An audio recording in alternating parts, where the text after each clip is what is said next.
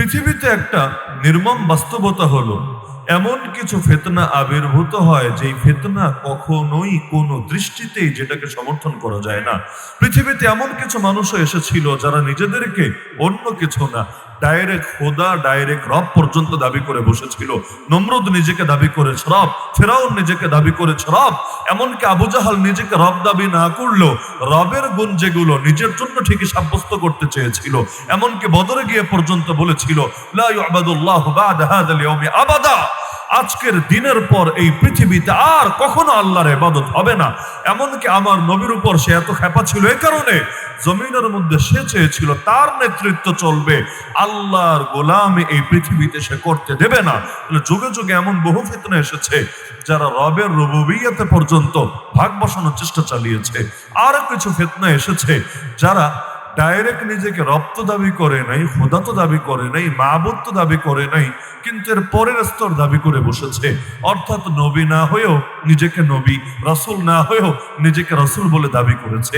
এমনকি এই ফিতনা শুধু আজকাল না, আল্লাহর নবী যখন মাটির উপরে, নবী তো তখনও জিন্দা, নবী এখনো জিন্দা। পার্থক্য, নবী তখন ছিলেন এই দুনিয়ার বুকে জিন্দা, এখন আমার নবী রওজায়ে আতহারে কবরের মধ্যে জিন্দা। আল আম্বিয়া আহইয়াউন ফি কুবুরিহিম ইউসাল্লুন, হাদিসে আছে নবীগণ নিজ নিজ কবরে জীবিত থাকেন, এমনকি তারা নামাজ পর্যন্ত আদায় করে।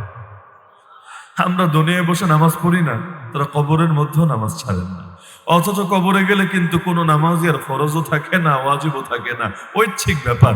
কিন্তু তারা কবরে গিয়েও নামাজ ছাড়েন না। এমনকি ইউনূস আলাইহিস সালাম যে 40 দিন মাছের পেটে ছিলেন, সেখানেও তিনি নামাজ ছাড়েন নাই। আল্লাহ বলেন, তিনি যদি সেই মাছের পেটে নামাজ না পড়তেন, কিয়ামত পর্যন্ত মাছের পেটেই থেকে যেতেন, কোনোদিনও বের হতে পারতেন না।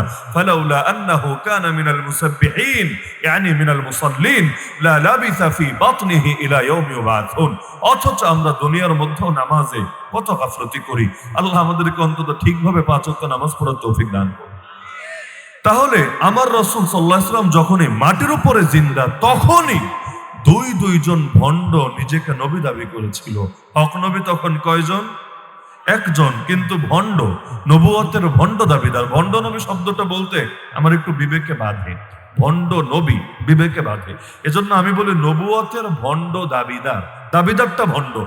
নবী শব্দের সাথে ভণ্ড শব্দ লাগাতে বড় বিবেকে লাগে।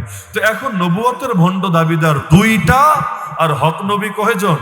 একজন। তাহলে দেখা গেল বাতিলের পাল্লা এক্ষেত্রে ভারী হয়ে গিয়েছে। হ্যাঁ, দুইজনকে শায়েস্তা করা হয়েছে। একজনকে আল্লাহর নবীর জীবদ্দশায় পৃথিবী থেকে বিদায় করে দেওয়া হয়েছে। নবী তার এক সাহাবীকে চিঠি লিখে পাঠালেন যে তোমার এলাকায় অমুক নিজেকে নবী দাবি করছে, তুমি দেখতে পাচ্ছ না? শুধু দাবি করেই শেষ না, যুদ্ধ করে এলাকার পর এলাকা, এলাকার পর এলাকা দখল করে ফেলছে। আর যেখানে দখল করছে সেখানে সবাইকে জোর করে তাকে মানতে বাধ্য করছে। তো তিনি চাপ দিলেন যে কোনো ভাবে এটাকে শায়েস্তা করো। সেই সাহাবী একদিন বড় কৌশল করে সেই জালেমকে পৃথিবী থেকে বিদায় করে দিলেন, তার কল্লা নবীর সামনে এনে হাজির করলেন। আল্লাহ নবী তাকে জান্নাতে সুসংবাদ শুনিয়ে দিলেন। আরেকজন জালেম, সে তখনও বেঁচে ছিল। আল্লাহ নবীর জামানায় যেটাকে হত্যা করা হয়েছিল, এটার নাম আসওয়াদ আনাসি, নবুয়তের এক ভণ্ড দাবিদার আসওয়াদ আনাসি। ইতিহাসে আমার নবীর পরে, আমার নবী সর্বশেষ নবী, তারপরে যেই ভণ্ড সবার আগে নিজেকে নবী দাবি করেছে সেই ছিল এই কুখ্যাত আসওয়াদ। আল্লাহ নবীর জামানায় ওর বিদায় করে দেওয়া হয়েছে। দ্বিতীয় ভণ্ডের নাম ছিল মুসাইলিমা। বাংলাদেশের লোকে বলে অনেকে মুসাইলামা, ভুল উচ্চারণ, সহি উচ্চারণ হলো মুসাইলিমা। এই মুসাইলিমা নিজেকে নবী দাবি করেছে। আল্লাহ রাসূল সাল্লাল্লাহু আলাইহি ওয়াসাল্লামের পর যিনি খলিফা হলেন, কে? সিদ্দিক আকবর আবু বকর রাদিয়াল্লাহু আনহু। তিনি বিশাল বাহিনী পাঠিয়ে ওরাও শায়েস্তা করলেন। এমনকি আমার নবীর আপন চাচা হামজা রাদিয়াল্লাহু আনহুকে যে হত্যা করেছিল, পরবর্তীতে নিজেও মুসলমান হয়েছিল, তার নাম ওয়াহশী। কাফের থাকাকালীন নবীর আপন চাচাকে হত্যা করেছে। তার দিলে বড় কষ্ট ছিল পরবর্তীতে যে আমি নবীর দিলে কত বড় আঘাত দিলাম, আমার নবীর কত বড় ক্ষতিটা করলাম। নবীর আপন চাচা রেখে হত্যাই করেছে তা না, তিনি হত্যা করার পরে আবু সুফিয়ানের স্ত্রী হিন্দা তার বুক চিরে কলিজাটা পর্যন্ত বের করে চিবিয়ে খেয়েছে। আমার নবী এত কষ্ট পেয়েছিলেন। এই ওয়াহশী যখন মুসলমান হন, আমার নবী বলে দিয়েছিলেন, ওয়াহশী তুমি মুসলমান হয়েছে, আমি এটা স্বীকৃতি দিচ্ছি, ঠিক আছে, কিন্তু তুমি এই মুখটার আমার সামনে আইনো না, তোমার চেহারাটার আমার সামনে দেখিও না, তোমাকে যেই কয়বার দেখবো আমার শহীদ চাচার কথা মনে পড়ে যাবে। 70 টুকরা করা হয়েছে আমার চাচাকে, তার বুকটাও চিরে কলিজা বের করে চিবিয়ে খাওয়া হয়েছে। তো তোমাকে দেখলে যতবার ওই দুঃখ আমার মনে পড়বে, এটা তোমার জন্য বড় ক্ষতির কারণ হবে। কারণ নবীর দিলে কোন উম্মতির ব্যাপারে যদি কষ্ট থাকে, ওর ধ্বংস হওয়ার জন্য আর কিছু লাগবে না, এইটাই যথেষ্ট। সুতরাং তুমি আড়ালে আড়ালে থাকো, আমার সামনে এসো না। অশির দিলে বড় কষ্ট লাগলো, কত বড় ভুলটা আমি করলাম। এখন মুসলমান হলাম, তারপরও আল্লাহ নবী সাল্লাল্লাহু আলাইহি ওয়াসাল্লামের সামনে নিজেকে হাজির করতে পারছি না। তখন আল্লাহরে বললেন, আল্লাহ তোমার নবী সবচাইতে আপনজনরে হত্যা করলাম, তুমি যদি আমাকে সুযোগ দাও, তোমার নবী সবচাইতে বড় দুশ্মনটারে আমি হত্যা করতে চাই, যাতে করে একটার দ্বারা আর একটা কাটাকাটি হয়ে যায়। পাপটা যেহেতু বড় পাপ, সওয়াবটাও করতে চাই বড় সওয়াব, বড় নেকির দ্বারা বড় পাপটা যাতে কাটাকাটি হয়ে যায়। আল্লাহ তার দোয়া ঠিকই কবুল করেছেন। আমার নবীর পরে যেই ভণ্ড 2 নম্বরে নিজেকে নবী দাবি করেছে, ওই মুসাইলিমা কাযযাবকে নিজ হাতে জাহান্নামে পাঠিয়ে দিয়েছেন। এমনকি তিনি পাঠানোর পরপরই আরো একজন নারীও সেখানে গিয়ে হাজির হয়েছেন। ইতিহাস যাকে চেনে উম্মে হাবিব রাদিয়াল্লাহু আনহা নামে। বলতে পারেন যুদ্ধের ময়দানে আবার নারীর কাজ কি? হ্যাঁ, এই নারী যুদ্ধের ময়দানে তার স্বাভাবিকভাবে কাজ থাকার কথা না, কিন্তু তিনি সেখানে গিয়েছিলেন তার ছেলের হত্যার বদলা নিতে। তার ছেলের নাম ছিল হাবিব রাদিয়াল্লাহু আনহু, খাতমে নবুয়ত হেফাজতের প্রথম শহীদ। আমার নবী একটা চিঠি দিয়ে পাঠিয়েছিলেন তাকে যে মুসাইলিমা ভণ্ডামি ছাড়ো, ইসলাম গ্রহণ করো, ইসলামের মধ্যে শান্তি, মুক্তি, নিরাপত্তা, কামিয়াবি। কিন্তু সে নবীর দাওয়াত কবুল তো করলো না, করলোই না, উল্টা চিঠি নিয়ে গেল যে সাহাবী, তাকে বেঁধে ফেললো। এরপর তাকে বলল, তুই এটা মানিস কিনা যে মোহাম্মদ যেমন নবী আমিও নবী, তুই মানিস কিনা? সে বলল, প্রশ্নই আসে না। শুরু হয়ে গেল জুলুম। এক পর্যায়ে তার একটা একটা অঙ্গ কাটা হলো। একটা হাত কাটে, জিজ্ঞেস করে এবার তো মানবি? তিনি বলেন প্রশ্নই আসে না। আরেকটা হাত কাটে, জিজ্ঞেস করে এবার তো মানবি? তিনি বলেন প্রশ্নই আসে না। এক পা কাটে, জিজ্ঞেস করে, আরেক পা কাটে, জিজ্ঞেস করে, চোখ উপরে ফেলে, নাক কেটে ফেলে, জিহ্বা কেটে ফেলে, এভাবে কাটতে কাটতে কাটতে যখন তার সবই ধীরে ধীরে শেষ করলো, এক পর্যায়ে আল্লাহর বান্দাকে জানে মেরে ফেললো, কিন্তু তবুও তিনি আপোষ করেন নাই। মুসাইলিমাকে কোন নবী হিসাবে স্বীকৃতি দেন নাই, জান কোরবান করেছেন, কিন্তু আদর্শের লাইনে কখনো ন্যূনতম গাদ্দারির প্রকাশ তিনি করেন নাই। ফলাফল হয়েছে, এই সংবাদ যখন মদিনায় পৌঁছলো, তার মা কান্না করবে দূরের কথা, আফসোস করবে দূরের কথা, হায় হায় করে বুক ফাটাবে দূরের কথা। তার মা প্রথম বাক্যই বলল, লিহাযাল ইয়াউমি আরদাতুহু, আজকের দিনের জন্যই তো ওকে দুধ খাইয়েছিলাম, কোনো কাপুরুষ বানানোর জন্য ওরে দুধ খাওয়াই নাই, কোনো কাপুরুষ বানানোর জন্য ওরে বড় করি নাই।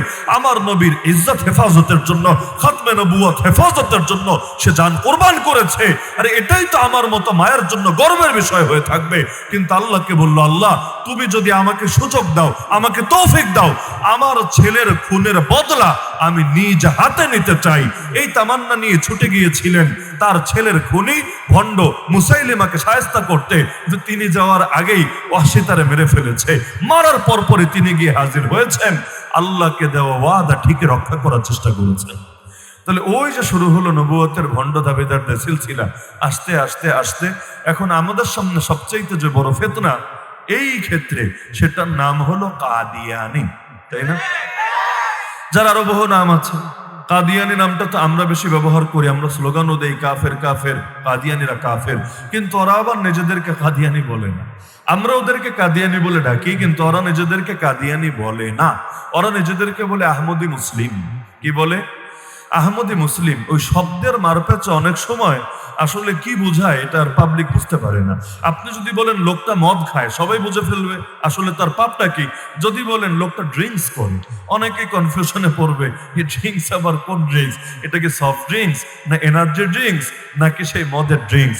অনেক সময় শব্দের মারপ্যাচে বহু জটিলতা হয়। অনেকে আজ সুদ খায়, কিন্তু সুদ বলে না, বলে মুনাফা। মুনাফা, ওই মুনাফা শব্দ দিয়া ওই ইসলামের একটা ফ্লেভার লাগানোর চেষ্টা করে এটারে বৈধতা দেওয়ার চেষ্টা চালায়। এরকম বহুত কিছু চলে সমাজে, শব্দের মারপ্যাচে ধোঁকাবাজি চলে।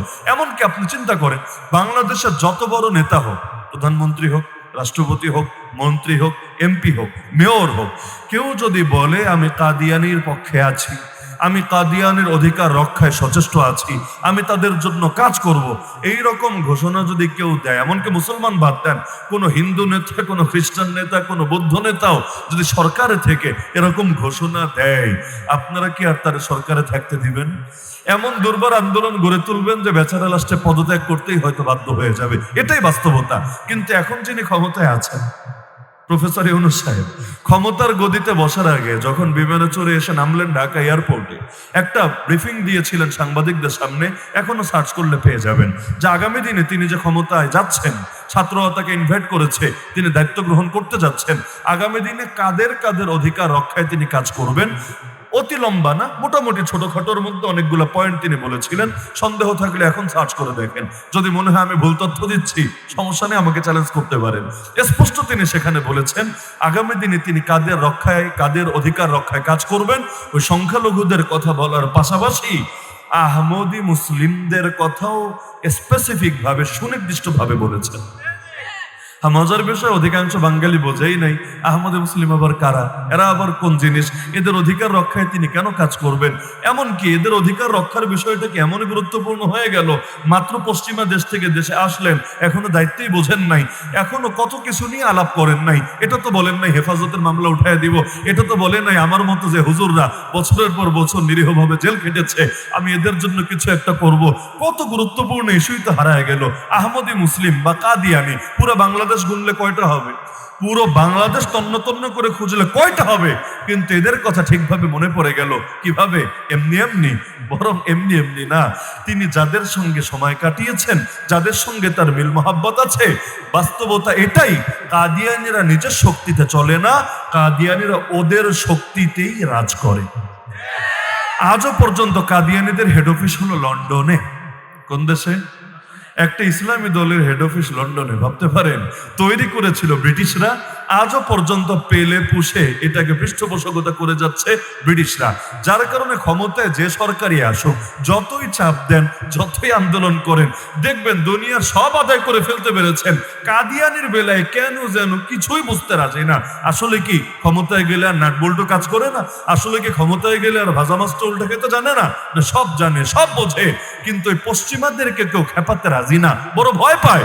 পশ্চিমারা যদি খেপে যায়, লাস্টে যতই জনপ্রিয় হোক, গদি হয়তো থাকবে না। জনপ্রিয়তা তো ইমরান খানেরও কম ছিল না, বেচারা তো ঠিকই জেলে যেতে হয়েছে।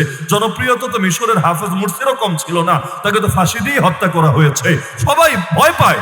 পশ্চিমারা যদি নারাজ হয়, কোন দিকে কেমনে যে শেষ করে দিবে। সেই প্রেসিডেন্ট জিয়াউল হককে কিভাবে হত্যা করে ফেলা হলো বিমানের মধ্যে পরিকল্পিতভাবে হামলা চালিয়ে, তাহলে কখন কারে কিভাবে শেষ করবে ভয় পায়। এজন্য চিন্তা করে পাবলিক আজকে আন্দোলন করছে, সমস্যা নাই, 2 দিন পরে এমনি ঠান্ডা হবে। আর হুজুগে বাঙালি বলে কথা, ইস্যু একটা আসে গরম হয়, আর একটা আসলে আগেরটা ভুলে যায়, 3 নম্বর একটা আসলে 2 নম্বরটাও ভুলে যায়। খেয়াল করলে দেখবেন এক জিনিস আমরা বেশি দিন মনে রাখতে পারি না, কোনো আন্দোলনই আমরা বেশি দিন করতে পারি না। যদি পারতাম, আমার নবীর এই দুশ্মনদের বেলায় অন্তত অমুসলিম ঘোষণাটা আদায় না করে আমরা ঘরে ফিরতে পারতাম না। কাদিয়ানীদের বিষয়টা তো নতুন কোনো বিষয় না। এমনকি 2013-তে হেফাজতের যে 13 দফা ছিল, আপনি দেখেন 13 দফা অনলাইনে সার্চ করে দেখবেন, 13 দফার এক দফার মধ্যেও এটা ছিল কাদিয়ানীদেরকে অমুসলিম ঘোষণা করতে হবে। এমনকি তারও আগে আগে বাইতুল মুকাররমের খতিব ছিলেন, নাম বললে সবাই চেনার কথা, আমাদের সিলেটের গর্বিত সন্তান আল্লামা ওবায়দুল হক রহমাতুল্লাহি আলাইহি। বাইতুল মুকাররমের ইতিহাসে আমি বলবো সবচাইতে বড় প্রতিবাদী কণ্ঠস্বর যিনি ছিলেন, এই যোগ্য আলেম যখন ছিলেন, ওই সময় পর্যন্ত কাদিয়ানী বিরোধী আন্দোলন হয়েছে। কাদিয়ানী বিরোধী আন্দোলন আজকের নতুন কিছু না। আজকের যারা মুরব্বী, এদেরও জিজ্ঞেস করলে দেখবেন অনেকে জোয়ানকাল থেকে আন্দোলন করে আসছে। রেজাল্ট নাই কেন? রেজাল্ট তো বহু দেশে এসেছে। এমনকি যে পাকিস্তানটা সবাই গালি দেয়, পাকিস্তানকে গালি না দিলে তো অনেকের পেটের ভাত হজম হয় না। সেই পাকিস্তানে 1974 সালে, আজকে না, 1974 সালে কাদিয়ানীদেরকে রাষ্ট্রীয়ভাবে অমুসলিম ঘোষণা করা হয়েছে। আর আমাদের 2025 সাল, কত বছর হয়ে গেল, এখনো পর্যন্ত সেই স্লোগানে দিতে হচ্ছে কাদিয়ানীরা কাফের। এমনকি নবীর পরে নবী নাই সংসদে, মানে নবীর পরে নবী নাই, এই আইনটাও চাওয়া লাগবে। কি আফসোসের কথা, এটাও চাওয়া লাগবে। মানে এটা ওরা বোঝে না, যারা ক্ষমতায় গিয়েছে, এমপি মন্ত্রী হয়েছে, ওরা বোঝে না যে নবীর পরে নবী নাই। এইটা ওদেরকে আন্দোলন কইরা বুঝাইতে হবে, মিছিল কইরা, স্লোগান দিয়া বুঝাইতে হবে। আরে এই এতটুকু যদি না বোঝো, তোমার তাহাজ্জুদ দিয়ে কি হবে, তোমার উমরা দিয়ে কি হবে, তোমার হজ দিয়ে কি হবে, তোমার জিকির দিয়ে কি হবে? আমার নবীর পরে কেউ নবী হতে পারে এরকম বিশ্বাস যদি কারো থাকে, সে নামাজ পড়লেও বেঈমান, রোজা রাখলেও বেঈমান, হজ করলেও বেঈমান, যাকাত দিলেও বেঈমান। কালেমার মধ্যেই তো দুইটা কথা, লা ইলাহা ইল্লাল্লাহ মুহাম্মাদুর রাসূলুল্লাহ। তাহলে আল্লাহ এবং তার রাসূলের কথাই আছে কালেমায়। কেউ যদি আল্লাহর ব্যাপারে ঈমান ঠিক না করে, রাসূলের ব্যাপারে ঈমান ঠিক না করে, হাজার হাজার আমল দিয়ে কি হবে? সংখ্যা যদি না থাকে, শূন্যের কোনো দাম থাকে না। ঈমান যদি ঠিক না থাকে, আমলের আটানা পয়সাও দাম থাকে না। তাহলে কি হবে এত কিছু দিয়ে? কে রাতের বেলা তাহাজ্জুদ পড়ে, এই ছবিও পাবলিকরে দেখায়। কে ফজরের পরে সূরা ইয়াসিন পড়ে, এই গল্প পাবলিককে শোনায়। এমনকি নির্বাচন আসলে মাজারে মাজারে দৌড়ায়, আবার মাঝে মাঝে হজ উমরায় গিয়ে হাজিরা দেয়। বাহ, কত বড় বড় বুজুর্গ, কিন্তু আমার নবীর ইজ্জত হেফাজতে কোনো গুরুত্ব নাই। কাদিয়ানীদের বিপরীত একটা আওয়াজ নাই। তার মানে নিজেকে নবীর পক্ষের সৈনিক হিসাবেই দাঁড় করানোর ন্যূনতম চেষ্টাটাও নাই।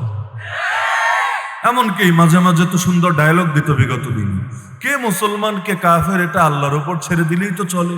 বাহ, কে মুসলমান কে কাফের আল্লাহর উপর ছেড়ে দিলে চলবে, কিন্তু কে মুক্তিযুদ্ধের পক্ষে শক্তি আর কে মুক্তিযুদ্ধের বিপক্ষে শক্তি, এইটা আল্লাহর উপর ছাড়লে হবে না, এইটা নিজেদের কাঁধে তুলে নিতে হবে। তার মানে ওইটা দরকার নাই, কিন্তু এইটা বড় দরকার। অথচ কে মুসলমান কে কাফের নির্ধারণ থাকা দরকার নাকি দরকার না? কাদিয়ানীরা যদি হজে যায়, উমরায় যায়, এখন যায় ওরা, যেহেতু সরকার ভিসা দেয়, কিছু করার নাই। সৌদি এম্বাসিতে আবেদন করলে পাসপোর্টে লেখা মুসলমান, আইডি কার্ডে লেখা মুসলমান, ওরা তো আর জানে না ভেতরে কি আছে। ওরা তো দিবেই ভিসা, চলে যায় হজে, চলে যায় উমরায়। অথচ ওরা যখন মক্কায় ঢোকে, মদিনায় ঢোকে, এর দ্বারা 200 কোটি মুসলমান দায়ী হয়ে যায় আল্লাহর কাছে। কারণ মুসলমান ছাড়া কারো জন্য মক্কা মদিনা না, শুধু গোটা আরব উপদ্বীপে প্রবেশ করা জায়েজ নাই। কোরআনেও নিষেধ আছে, হাদিসের মধ্যেও নিষেধ আছে। তো ওরা যখন কাবার সামনে যায়, ওরা যখন রওজায়ে আতহারের সামনে যায়, এর দ্বারা ইসলাম আর মুসলিম উম্মার অপমান হয় নাকি হয় না? এমনকি ওদের সাথে যদি কেউ মেয়ে বিয়ে দেয়, বিয়ে হবে? ওদেরকে কেউ যদি সালাম দেয়, সব হবে না গুনাহ হবে? যদি ওরা কেউ মরে, তাহলে ওদের জানাজায় গেলে আপনার ভালো হবে না আরো মন্দ হবে? এমনকি ওদেরকে মুসলমানদের কবরস্থানে দাফন করাও তো জায়েজ হবে না। এমনকি ছেলে কাদিয়ানি হলে বাপের সম্পদের ওয়ারিশও তো সে হবে না। আরে হাজার হাজার মাসালার সম্পর্ক আছে কে মুসলমান আর কে মুসলমান না এর সাথে।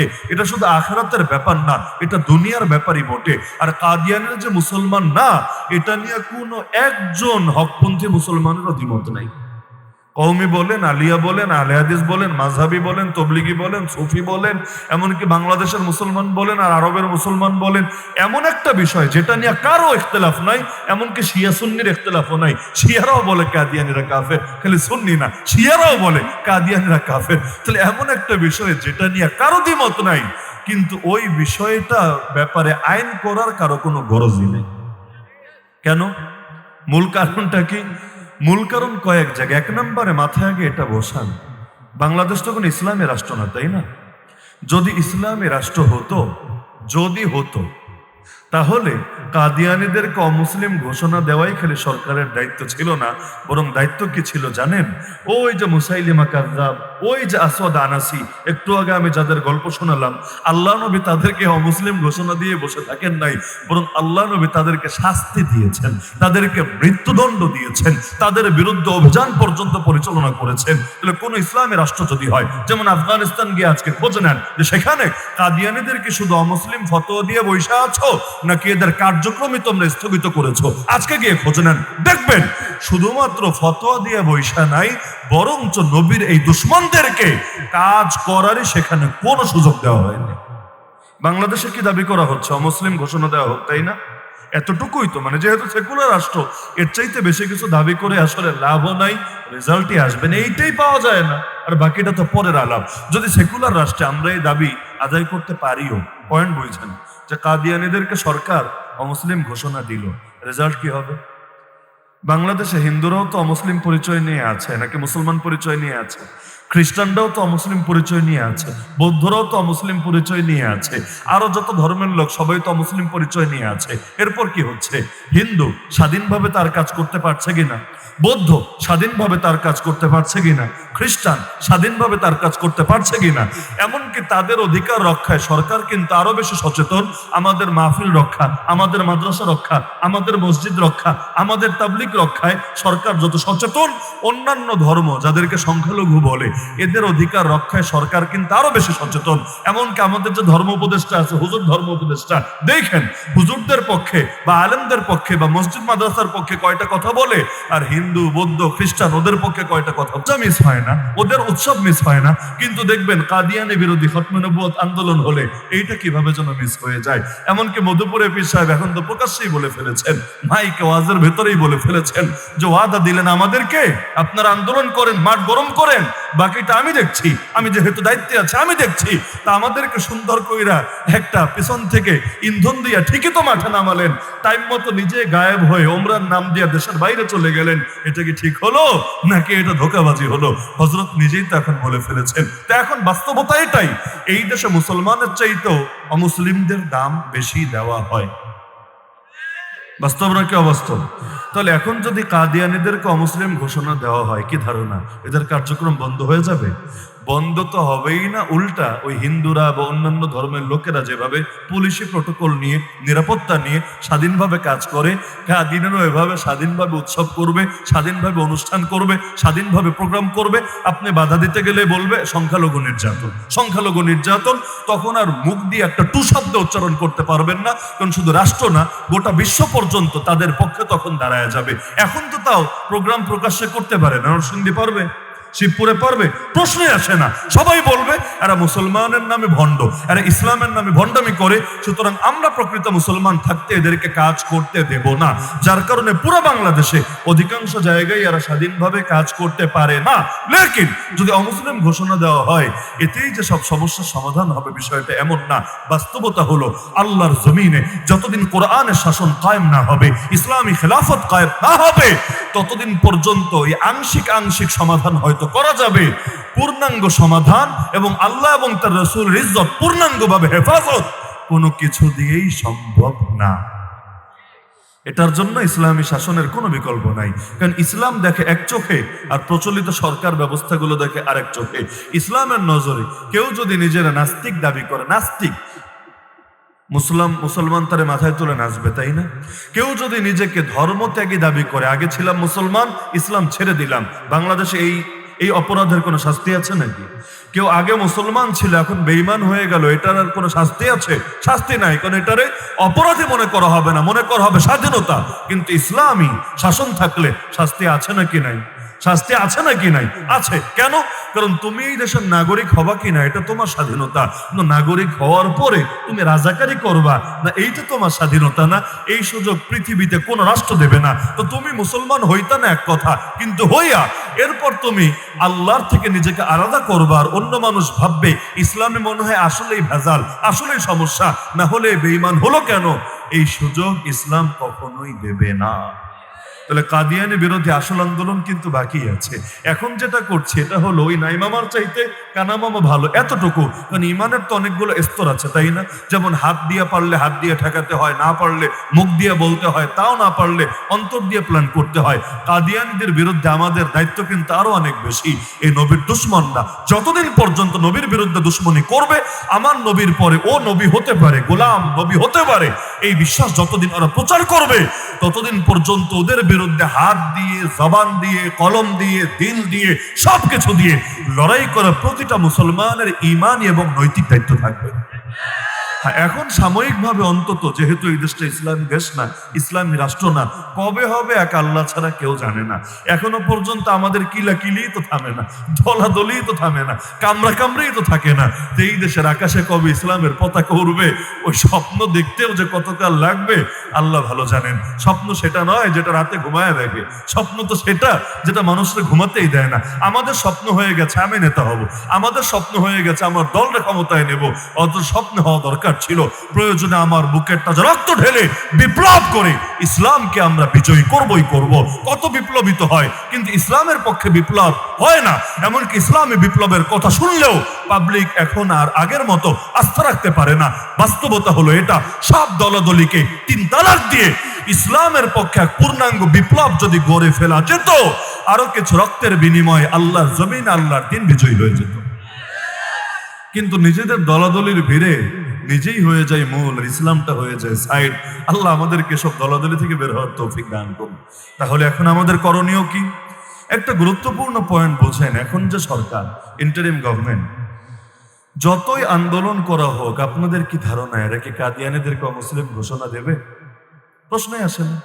বিশেষ করে যে আল্লাহর বান্দা নিজে এয়ারপোর্টে নেমে সবার আগে আহমদি মুসলিমদের অধিকার রক্ষার কথা বলে, তারে দিয়ে আশা অন্তত আমি করতে পারি না। তার চাইতে বড় কথা এরা বলবে এটা তো আমাদের ক্ষমতাই না, কারণ এটার জন্য আইন বানানো লাগবে। আইন বানানো তো সংসদের কাজ, আমরা তো আর সংসদ খুলতে পারি না। তাহলে আমাদের যেহেতু ওই ম্যান্ডেটই নাই, ওই ক্ষমতায় নাই, সুতরাং তোমরা আন্দোলন করলেও আমাদের কোনো কিছু করার নাই। এটাই কিন্তু বাস্তবতা। এই জবাবই দিবে। হয়তো দেখবেন যত বৃহৎ আন্দোলনই হোক না কেন, হয়তো দেখাও না দেখার ভান করে পড়ে থাকবে, একটা টু শব্দও করবে না, অথবা বলবে আসলে এটা আমাদের ক্ষমতা না। আগামী দিনে যারা ক্ষমতায় আসবে আপনারা তাদেরকে বইলেন, তারা বুঝবে ইনশাআল্লাহ। এই টাইপের একটা জবাব হয়তো দিবে। এজন্য আমি মনে করি এখন আমাদের জন্য সবচাইতে বড় করণীয়, এই মেরুদণ্ডহীন ধ্বজভঙ্গ সরকাররা শুধু ধৈর্য হবে না, বরঞ্চ আগামী দিনে যারা পার্লামেন্টে যাওয়ার স্বপ্ন দেখছে, আগামী দিনে যারা সংসদে সংখ্যাগরিষ্ঠতা স্বপ্ন দেখছে, এই সবগুলো দলের উপর এই চাপ প্রয়োগ করতে হবে। তোমরা স্পষ্ট বলো, নির্বাচনী অঙ্গীকারের মধ্যে স্পষ্টভাবে অন্তর্ভুক্ত করো, আল্লাহ যদি তোমাদেরকে ক্ষমতায় নেয়, তোমরা নবীর দুশমন কাদিয়ানীদেরকে মুসলমান পরিচয় ব্যবহার করে ধোঁকা দেওয়ার কোনো সুযোগ দিবা না। তোমরা তাদেরকে আইন করে অমুসলিম হিসাবে ঘোষণা দিবাই দিবা। যদি নির্বাচনী ওয়াদায় এটা বলতে পারো আমরা তোমাদের সাথে আছি, আর যদি বলতে না পারো আমরা তোমাদেরকে কাদিয়ানীদের দালাল হিসাবে চিহ্নিত করব। তখন আমরা কিছুতেই তোমাদের সাথে থাকবো না। এমনকি আমাদের কাছে ভোট চাইতে আসলেও নবীর দুশমনের দালালদেরকে আমরা ভোট দিতে রাজি না। হেফাজতের 13 দফায় যেমনি ভাবে ছিল কাদিয়ানীদেরকে অমুসলিম ঘোষণা করতে হবে, সবগুলো দল তারা যদি নির্বাচনী অঙ্গীকারে ঢুকায় যে হ্যাঁ আমরা ক্ষমতায় গেলে কাদিয়ানীদেরকে অমুসলিম ঘোষণা দেব, আমাকে বলেন এতে ভোট কমবে না বাড়বে? আমি দায়িত্ব নিয়ে বলতে পারি বাড়বে, 100 বার বাড়বে, 1000 বার বাড়বে, 1,000,000 বার বাড়বে। কারণ এই দেশের মানুষের আমলে ত্রুটি থাকতে পারে, ব্যক্তি জীবনে পাপ থাকতে পারে, কিন্তু আল্লাহ এবং তার নবীর মহব্বতে আলহামদুলিল্লাহ কেউ সাধ্য অনুসারে কমতি করতে রাজি না। দেখবেন নবীর জন্য, নবীর ইজ্জত হেফাজতের জন্য যদি জান দেওয়ার কথাও বলা হয়, আরে যে ছেলেটা ঠিকভাবে নামাজও পড়ে না, মাঝে মাঝে ছুটে যায়, হয়তো মুখে দাড়িও রাখে না, হয়তো গায়ে সুন্নতি লেবাসও পরে না, সেও দেখবেন প্রয়োজনে কাফনের কাপড় গায়ে দিয়ে রাজপথে নেমে আসে। তাহলে এই দেশের মানুষের মধ্যে আল্লাহ এবং তার নবীর প্রতি আলহামদুলিল্লাহ সুম্মা আলহামদুলিল্লাহ এই মহব্বতটা এখনো পর্যন্ত আছে। সুতরাং ক্ষমতায় যাওয়ার স্বপ্ন যেহেতু দেখছো, সমস্যা কোথায়? কারণ জনগণের চাহিদা পূরণ করাই তো সরকারের দায়িত্ব। জনগণের চাহিদা পূরণ করাই সরকার এবং জনপ্রতিনিধির দায়িত্ব। তারপরও কেন এটা অঙ্গীকার দিবা না? এরপরও যদি কেউ অঙ্গীকার না দেয়, বুঝতে হবে এদের কাছে জনগণ মূল বিষয় না, ওই ইউরোপ আমেরিকার কাফেররাই মূল বিষয়।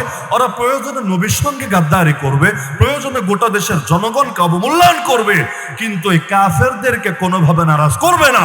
এরকম কাফেরদের দালালদেরকে আমরা নেতা হিসেবে চাই না। আর এই দেশ যদি আল্লাহ নবীর হাতে গড়া সেই সোনার মদিনার মতো হয়, ইনশাআল্লাহ কোন লস নাই। কারণ শান্তির মালিক আল্লাহ, সুখের মালিক আল্লাহ, রহমত বরকত নুসরতের মালিক আল্লাহ, সর্বময় ক্ষমতার মালিক আল্লাহ। তো নবীর দেখানোর পথে যখন চলবো, আমাদের অভিভাবক হবেন স্বয়ং আল্লাহ। আল্লাহ যার অভিভাবক হয়, হাসবুনাল্লাহু ওয়া নি'মাল ওয়াকিল, পৃথিবীর কাউরে সে গুনতে রাজি না। তো সবচাইতে বড় দরকার হলো আগামী দিনে যারা নির্বাচিত সংসদ সদস্য হতে চাচ্ছে প্রত্যেকের গিয়ে ধরা দরকার না? শুধু এই শিবপুরে না, পুরো বাংলাদেশে সবাই ধরা দরকার যে নির্বাচনী ওয়াদে একদম বাগডুম ঘোরাডুম পরে, রাস্তা বানাবা না, ব্রিজ বানাবো আলাপ পরে, আমার নবীর ইজ্জত হেফাজতে রাজি কিনা এটা বলা আগে। ক্লিয়ার কথা, ক্লিয়ার, ওই গণভোটের মতো হা বা না যে কোনো একটা বলো। নবীর ইজ্জত হেফাজতে রাজি নাকি রাজি না? যদি বলো রাজি না, তোমার সাথে আমরা নাই, আমাদের ভোট তোমার জন্য না। যদি বলো রাজি, এরপর ইনশাআল্লাহ যদি আমরা আসলেই বুঝি তোমার এটা দিলের কথা, আমরাও তোমাদের সাথে থাকবো ইনশাআল্লাহ। কিন্তু বাস্তবতা কি জানেন? বাস্তবতা কি জানেন? যারা অন্যান্য দেশের বা বড় বড় পরাশক্তিদের সাথে হাতে হাত রেখে কাঁধে কাঁধ মিলিয়ে ক্ষমতায় যাওয়ার স্বপ্ন দেখে, যতই আন্দোলন করেন, যতই চাপ দেন, তারা এটা নির্বাচনী অঙ্গীকারে জিন্দেগিতে আনবে না। তাহলে কি করতে হবে? নেক্সট অপশন একটাই, যে হয়তো নিজেরাই রাজি হবো নবীর ইজ্জত হেফাজতে। যদি না চাও, তাহলে প্রয়োজনে ওই যে মাজলুমকে অধিকার কেউ দেয় না, প্রয়োজনে অধিকার ছিনিয়ে আনা লাগে। ওই যে 1974-এ পাকিস্তানে কাদিয়ানীদের কমুসলিম ঘোষণা করা হয়েছে, এমনি এমনি না। ওইখানে মুফতি মাহমুদ রহমতুল্লাহ আলাইহি সহ আল্লাহর আরো অনেক কিছু বুজুর্গ বান্দা যোগ্য আলেম তারা ছিলেন সংসদে। তারা সংখ্যা কম ছিলেন সত্য, কিন্তু এমন লড়াই করেছেন। একদিকে রাজপথের তীব্র আন্দোলন, এমন আন্দোলন আমাদের মতো না যে সারাদিন আন্দোলন কাদিয়ানীদের বিরুদ্ধে, ক্লান্ত হয়ে গলা ভিজায় আবার কাদিয়ানির পণ্য প্রাণের পানি দিয়ে না। আমাদের মতো এই টাইপের ভেজাল্লা আন্দোলন না, বরঞ্চ আন্দোলনে নেমেছে এমন ভাবে গুলি শুরু করেছে পুলিশ প্রশাসন। প্রথম কাতার শহীদ হয়ে লুটিয়ে পড়েছে, একজনও ভাগে নাই, পালায় নাই। পরের সারি সামনে চলে এসেছে, আবারও ব্রাশ ফায়ার দিয়েছে, শহীদ হয়ে লুটিয়ে পড়েছে, কেউ ভাগে নাই, পরের সারি সামনে চলে এসেছে। এভাবে মারতে মারতে ওরা বুঝে ফেলেছে না, এদেরকে মাইরা থামানো যাবে না, গুলি দিয়ে দমানো যাবে না, সুতরাং অযথা গুলি ব্যয় করে লাভ হবে না। তো একদিকে রাজপথের তীব্র আন্দোলন, শহীদদের মিছিল, আর আরেকদিকে সংসদে সেই বলিষ্ঠ কণ্ঠস্বর। দুইটা সমন্বয় যখন হয়েছে, ওরাও ছিল দালাল, ঠিক আছে, ওদের ক্ষমতায়ও যারা ছিল দালাল ছিল না তা না, কিন্তু দুইটা সমন্বয় যখন হয়েছে, আর পারে নাই, কাদিয়ানীদেরকে অমুসলিম ঘোষণা দিতে বাধ্য হয়েছে। তা আমাদেরও দুইটাই দরকার না? রাজপথেও তীব্র আন্দোলন দরকার, আমাদের সংসদেও কিছু মুফতি আমিনী দরকার, আমাদের সংসদেও কিছু সাইদি দরকার, আমাদের সংসদেও কিছু বলিষ্ঠ প্রতিবাদে কণ্ঠস্বর দরকার। দলমতের ঊর্ধ্বে উঠে যারা কোরআনের পক্ষে, নবীর ইজ্জতের পক্ষে, কাদিয়ানীদের বিপক্ষে, সমস্ত ফিতনার বিপক্ষে তীব্রভাবে জোরালোভাবে কথা বলবে। কারণ সেখানে একদিন কথা বলা হাজারটা মিছিলের চাইতে অনেক ক্ষেত্রে বেশি কার্যকরী হয়ে যায়। না হলে সব নাস্তিক বেঈমান আর বামরামদের দখলে যদি সেই সংসদ চলে যায়, এদিকে আন্দোলন হবে, দিন শেষে রেজাল্ট আর কিছু আসবে না। তো এজন্য আলেমরা খালি মসজিদে পড়ে থাকলে হবে না, আলেমরা খালি ওয়াজের মঞ্চে মাইক গরম করলে হবে না, আলেমরা খালি মাদ্রাসায় বসে শিক্ষকতা করলে হবে না, আলেমরা খালি খানকায় বসে তাসবিহ গুনলেই হবে না। আলেমরা বদরেও যেতে হবে, উহুদেও যেতে হবে, খন্দকেও যেতে হবে, পার্লামেন্টেও যেতে হবে, বিচারালয়েও যেতে হবে। আর ইমাম আবু ইউসুফ রাহমাতুল্লাহ আলাইহি, হানাফি মাযহাবে আবু হানিফার পরেই যার নামটা আসে, ইমাম আবু ইউসুফ ছিলেন তার সময় চিফ জাস্টিস, কাজীউল কুযাত, প্রধান বিচারপতি। তাহলে হুজুর খালি কিতাব লেখা হুজুরই ছিলেন না, একদিকে ছিলেন হুজুর আর একদিকে প্রধান বিচারপতি। যেখানে আলেম যাবে, সেখানে আজ কিছু হোক না হোক, আশা করা যায় আল্লাহর দ্বীনের কিছুর প্রতিনিধিত্ব হবে। আর যেখানে আলেমের বিপরীতটা যাবে, ওরকম জালেমদের দখলেই সব যখন যাবে, দিন শেষে ওই কথাগুলোই শোনা লাগবে। লাকুম দীনুকুম ওয়ালিয়া দিন, দিয়াও নাকে ধর্মনিরপেক্ষতাবাদ চলে। আর মমতাজ বেগম তো দাঁড়ায়া সিয়াসিত্তার দলিল দিয়া পর্যন্ত গান বাজনা করে। কষ্ট পাচ্ছেন নাকি আপনার? কিয়ামতের একটা আলামতি এটা, নবী বলেন কিয়ামতের আগে আলেম সংকট দেখা দিবে, সারা দুনিয়ায় হোক আর কোন সেক্টরে হোক। তখন মানুষ মূর্খদের কাছেই প্রশ্ন জিজ্ঞেস করবে, ফলাফল হবে তারা না জানিনাও দোমায় ফতোয়া দিবে। জানে না বইলে চুপ থাকবে তা না, না জানিনাও ফতোয়া দিবে। বিগত দিনে আমাদের পলাতক নেত্রীও ফতোয়া দিত না? কত ফতোয়া রে বাবা, কোন হুজুরের কথা সহি কথা, কোন হুজুরের কথা ভেজাল কথা, এগুলো পর্যন্ত তারা নির্ধারণ করে দিত। অথচ একটা সূরা বিশুদ্ধভাবে পড়তে পারবে কিনা আল্লাহ ছাড়া কেউ জানে না। তাহলে আলেমের নেতৃত্ব যেখানে থাকবে না, সেখানেই ফিতনা ঢুকবে। ইসলামের একটা ফতোয়া ক্লিয়ার, কে কিভাবে নেবেন আমি জানি না। ইসলামের নির্দেশনা হলো এটা, যারা সরকারে যাবে হয়তো নিজেরাই আলেম হবে অথবা আলেমদের থেকে ফতোয়া আর পরামর্শ নিয়ে দেশ চালাবে। দুইটার কোনোটাই যদি না হয়, তাহলে আর তারা মুসলমানদের নেতা হওয়ার যোগ্য থাকবে না। পয়েন্ট বুঝলেন? হয়তো নিজেরাই আলেম হবে। আবু বকর আলেম ছিলেন নাকি ছিলেন না? ওমর, ওসমান, আলী আলেম ছিলেন নাকি ছিলেন না? আমির মুআবিয়া আলেম ছিলেন নাকি ছিলেন না? রাদিয়াল্লাহু আনহুম আজমাইন। তাহলে হয়তো নিজেরাই আলেম হবে অথবা আলেমদের ফতোয়া নিয়ে পরামর্শ নিয়ে রাষ্ট্র চালাবে। বাংলাদেশে দুইটার কোনটা চলে? দুইটার কোনটা চলে? দুইটার কোনোটাই চলে না। মাঝে মাঝে যদি দেখেন দুই একজন হুজুরকে রাখে, তো বুঝবেন এটা হলো যা শোপিস হিসাবে, শোভাবর্ধনের জন্য। তাদের হাতে পাওয়ারও দেয় না, মূল দায়িত্বগুলোও দেয় না। এই দেশের মানুষদের ধারণা হুজুররা সর্বোচ্চ শুধু ধর্মের বিষয়টা সামলাতে পারে, এর বাইরে আর কিছু পারে না। অথচ হুজুররা কার ওয়ারিস জানেন না? হুজুররা কার ওয়ারিস? এক নবী না, সব নবীর ওয়ারিস। আল উলামা ওরাসাতুল আম্বিয়া। নবীরা খালি আখিরাত পারে না, দুনিয়াও পারে। আমার নবীর চাইতে বড় রাজনীতিবিদ, আমার নবীর চাইতে বড় সমরবিদ, আমার নবীর চাইতে বড় অর্থনীতিবিদ, আমার নবীর চাইতে বড় কূটনীতিবিদ, আমার নবীর চাইতে বড় শিক্ষাবিদ পারলে একজন দেখান না। আল্লাহ শুধু নবীরা আখিরাতে শিক্ষা দেন নাই, দুনিয়ার শিক্ষাও দিয়েছেন। তো নবীর যোগ্য উত্তরসূরি যারা, তারা শুধু আখিরাত বোঝে এমন না। আমার নবীর ঘর ঘেরাও করে ফেলেছিল, বের হলেই জবাই করবে। আমার নবী লুকায় থাকেন নাই, ঠিকই বের হয়েছেন। না গর্ত করে বের হন নাই, আসমান দিয়ে প্যারাসুট দিয়েও চলে যান নাই। আমার নবী ওদের চোখের সামনে দিয়ে চলে গিয়েছেন। কই মারলো না কেন? কই ধরলো না কেন? কই জবাই করলো না কেন? চোখেই দেখলো না। দেখেন না, আল্লাহ তাআলা যারে রাখে কিভাবে রাখে। একবার এক মুশরিক আমার নবীর গর্দানে তরবারি ধরেছে। কিরে মোহাম্মদ, কে বাঁচাবে আমাদের হাত থেকে? কে বাঁচাবে? ভাবটা এমন, সাহাবী আসতে আসতেও তো কল্লা ফেলে দিবে, কারণ তরবারি ধরেছে। তো নবীর তরবারি, নবী ঘুমাচ্ছিলেন, গাছের সঙ্গে তরবারি রেখেছিলেন, ওইটা নিয়ে নবীর গর্দানে ধরে বলে মাইয়াম নাও কাবিন্নি। সে ভেবেছে নবীরা তো বাঁচায় সাহাবীরা তো নাই আশপাশে, এখন কে বাঁচাবে? আল্লাহ নবী শুধু একটা শব্দ বললেন, কোনো দোয়া দুরুদ না, কোনো তেলাওয়াত না, একটা শব্দ বললেন, আল্লাহ। আমার নবী শব্দ উচ্চারণ করতে দেরি, ওর হাত কাঁপতে দেরি না। হাত কাঁপতে কাঁপতে তরবারি পড়েই গেল। এখনো কাঁপাকাঁপি বন্ধ হচ্ছে না, যে একটু কুস্তি করবে, একটু বাধা দিবে, পারছে না। আমার নবী এবার নিজে তরবারি উঠায় ওর গর্দানে ধরে বলেন, কিরে এখন তোরে কে বাঁচাবে আমার হাত থেকে? তো বাঁচানেওয়ালা কে? এজন্য যখন কোরআনে আয়াত নাজিল হলো, আল্লাহু ইয়াসিমুকা মিনান নাস, আল্লাহ আপনাকে বাঁচাবেন মানুষের হাত থেকে। আমার নবী ছিলেন তাঁবুর ভেতরে, বাইরে পাহারাদার ছিল। নবী ডাকলেন, এই ভেতরে আয়, ভেতরে আয়। সঙ্গে সঙ্গে নবী বলেন, খবরদার, আজকে থেকে আর কেউ তোমরা পাহারাদার থাকবা না। আল্লাহ নিজে যার নিরাপত্তার দায়িত্ব নিয়েছেন, তার আর পৃথিবীর কোনো পাহারাদার লাগবেই না।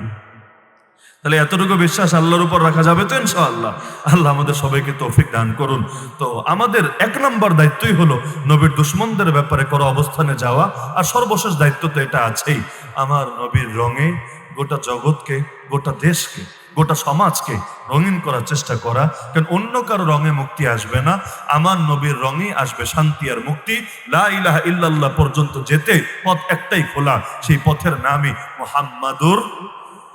আল্লাহ আমাদের সবাইকে সেই পথ অনুসরণের তৌফিক দান করুন। প্রশ্ন হলো, সাহেব দয়া করে বলবেন, নবী মোর পরশমণি, নবী মোর সোনার খনি, নবী নাম জপে যেজন সে তো দুজাহানের ধ্বনি, এই নাত বললে শিরিক হবে কিনা? তা আমি আগে প্রধান অতিথি, সম্মানিত প্রধান অতিথির আলোচনা শুনিনি, তো সম্ভবত তিনি এমন কিছু বলেছেন, যেহেতু প্রশ্নে আছে, এমন বলেছেন কিনা? বললে জবাব এটা আসবে, আর যদি নাই বলে থাকেন তাহলে তার প্রশ্নের জবাব দেওয়ার দরকার নেই। আমি তার প্রতি সম্পূর্ণ সম্মান এবং শ্রদ্ধা বজায় রেখেই বলছি। একদিকে তিনি রাজনীতিবিদ শুধু এ কারণে না, এমপি পদপ্রার্থী এ কারণে না, তিনি মাদ্রাসায় পড়েছেন আমি যতটুকু জানি, তাই না? তো মাদ্রাসায় যারা পড়েছেন অবশ্যই শিকড়ের টান থাকবে, আলেম ওলামার প্রতি দিল থেকে মহব্বত থাকবে, এবং তারা সবচাইতে যেটা শুদ্ধ সেটাই মানুষকে জানানোর চেষ্টা করবে, অবশ্যই স্বাভাবিক। এই সঙ্গীতটা নিয়ে বাংলাদেশে অনেক আলোচনাই হয়, বিশেষ করে আহলে হাদিস ভাইয়ারা সবচাইতে বেশি এটা নিয়ে মূলত আলোচনা করে এবং এক বাক্যে এটাকে শিরিক বলে আখ্যায়িত করে। আহলে হাদিস ভাইয়ারা আরো অ্যাডভান্স হয়ে বালাগাল উলা বিকামালিহি কাশাফাত দুজা বিজামালিহি, এটাকে এক বাক্যে শিরিক বলে আখ্যায়িত করে। তবে এ ব্যাপারে আমাদের একটু কথা আছে। কথা হলো, অনেক কিছু এমন যেটা এক বাক্যে বলা যায় না, একটু ভেঙে বলতে হয়। সব উত্তর কিন্তু এক বাক্যে দেওয়া যায় না, তাই না? আমি যদি আপনাকে জিজ্ঞেস করি, ভাই তুই কি আগের মতো চুরি করিস কিনা, হা বা না বলবি, অন্য কিছু বলবি না। প্রশ্ন কি, তুই কি আগের মতো চুরি করিস কিনা, হা বা না। আমাদের গণভোটের মতো আর কি, দুনিয়ার 100 জিনিস দিবে, দিয়া বলবে পাবলিক হা বা না, যে কোনো এক বাক্যে জবাব দাও। আমি জিজ্ঞেস করলাম যে তুই কি আগের মতো চুরি করিস কি না, আপনি যদি বলেন হা, তার মানে আগেও চোর ছিলেন, এখনো চোর আছেন। যদি বলেন না, তার মানে এখন তো সাধু হয়েছেন মাশাআল্লাহ, কিন্তু আগে চোর ছিলেন সেটা স্বীকার করে নিয়েছেন। তাহলে এখানে হা দিয়েও জবাব দেওয়া সম্ভব না, না দিয়েও জবাব দেওয়া সম্ভব না, এখানে ভিন্ন কিছু দিয়ে জবাব দিতে হবে যে ভাই তোমার প্রশ্নটাই ভুল, এভাবে প্রশ্ন করাটাই উচিত না, এমন না? তাহলে আমাকে যদি জিজ্ঞেস করেন যে নবী মোর পরশমণি, নবী মোর সোনার খনি, নবী নাম জপে যেজন সে তো দোজাহানের ধ্বনি, এটা আসলে শিরিক হবে কিনা? এখানে পুরোটা নির্ভর করছে যে এক নম্বরে এটা মাথায় রাখা দরকার যে কবি যারা হন তারা কবিতার ভেতরে প্রচুর সাহিত্য, অলংকার, এমনকি আরবিতে বলে বালাগাত, বালাগাতের বিভিন্ন কায়দা, মাজাজ, ইস্তেআরা এগুলো ব্যবহার করেন। অর্থাৎ কবিতা সাধারণ কথার মতো হয় না, এখানে অনেক মাইরপ্যাচ থাকে, অনেক সূক্ষ্মভাবে তারা অনেক কিছু বুঝিয়ে থাকে, যেটা সরল সমীকরণ হয়তো করা যায় না। তো এখন নবী নাম জপার অর্থটা কি? মূল পয়েন্টটি এখানে যে নবী নাম জপে যেজন সে তো দোজাহানের ধ্বনি। তো নবী নাম জপার অর্থ যদি করেন জিকির করা, আমরা যেমন আল্লাহর নামের জিকির করি, আল্লাহ আল্লাহ, ইয়া আল্লাহ, সুবহানাল্লাহ, আলহামদুলিল্লাহ, আল্লাহু আকবার, এভাবে নবীর নাম জপা দ্বারা যদি উদ্দেশ্য নেই নবীর নামে জিকির করা, যে যেমন ইয়া আল্লাহ বলি, ইয়া মুহাম্মদ, ইয়া মুহাম্মদ, ইয়া রাসূল, ইয়া রাসূল, ইয়া নবী, ইয়া নবী, ইয়া নবী, এভাবে জিকির করা, এইটা যদি অর্থ নেওয়া হয় তাহলে অবশ্যই শিরিক, সন্দেহ নাই। কারণ জিকির কার জন্য বরাদ্দ? জিকির কার জন্য বরাদ্দ? জিকির আল্লাহর জন্য বরাদ্দ, তাসবিহ আল্লাহর জন্য বরাদ্দ। কিন্তু আরেকটা অর্থ নেওয়ার সুযোগ আছে, এবং কবিতার ক্ষেত্রে যদি এমন হয় যে একাধিক অর্থ নেওয়ার সুযোগ আছে, তাহলে যেই অর্থ নিলে এক বাক্যে কুফুর বলা যায়, আর যেই অর্থ নিলে এটাতে সহি ধরা যায়, ওই সহি অর্থটা নেওয়াটাই, এটাই আসলে নিয়মের দাবি, নীতির দাবি। আর সতর্ক করা যায়, সেটা ভিন্ন আলাপ। সতর্ক করা এক জিনিস, আর কোনো কিছুরে এক বাক্যে শিরিক টিরিক বলে আর এক জিনিস। যেমন আমি আপনারা যদি বলি যে মেয়ে ম্যাচিউর হওয়ার আগে বিয়ে দিয়েন না, মনে করেন আমি বললাম যে একদম ল্যাংডাকালেই ধরে বিয়ে দিয়ে দিবেন না, বেশি আগে বিয়ে দিলে ভালো হয় না, একটা ম্যাচিউরিটি আসুক তারপর বিয়ে দেন। এখন আপনি বলতে পারবেন না, আরে ইসলাম কি কোনো বয়স বেঁধে দিয়েছে? আপনি এভাবে কিভাবে বললেন? আপনি তো শিরিক করেছেন। না না, এটারে শিরিক বলা যাবে না, কারণ এটা একটা পরামর্শ বটে, এটা একটা পরামর্শ বটে। কিন্তু আইন যখন করে দেয় যে 18-র আগে বিয়ে করলে হারাম হবে, খালি হারাম না বরং জেলে যাওয়া লাগবে, খালি জেলে যাওয়া না, যেই হুজুর বিয়ে করাবে ওই হুজুরেরও কপালে খারাপই আছে, সর্বনাশ। এমনকি এই আইন যদি কার্যকর থাকতো নবীর যুগে, কি অবস্থা হতো? আমার নবী আম্মাজান আয়েশাকে বিয়ে করেছেন 6 বছরে, ঘরে তুলেছেন 9 বছরে। এমনকি নবী যখন চলেই গেলেন দুনিয়া ছেড়ে, ওই সময় আম্মাজানের বয়স মাত্র 18, মানে মাত্র বাংলাদেশের আইনে বিয়ের বয়স হয়েছে। আমার নবীরেই তো নিয়ে জেলে ভরে রাখতো। এমনকি ওই বিয়েতে যারা সাক্ষী ছিল এদেরকেও কাশিমপুরে নিয়ে কয় বছরের সাজা দিত আল্লাহ ভালো জানে। তো কোনো কিছুরে বৈধ অবৈধ করে এক জিনিস, পরামর্শ দেওয়া না দেওয়া আর এক জিনিস। তো নবীর নাম জপা দ্বারা যদি উদ্দেশ্য নেওয়া হয় নবীর নামে জিকির করা, তাহলে অবশ্যই শিরিক, কোনো সন্দেহ নাই। এবং আমাদের প্রধান অতিথি সম্ভবত এই অর্থই মেন করে তিনি শিরিক বলেছেন।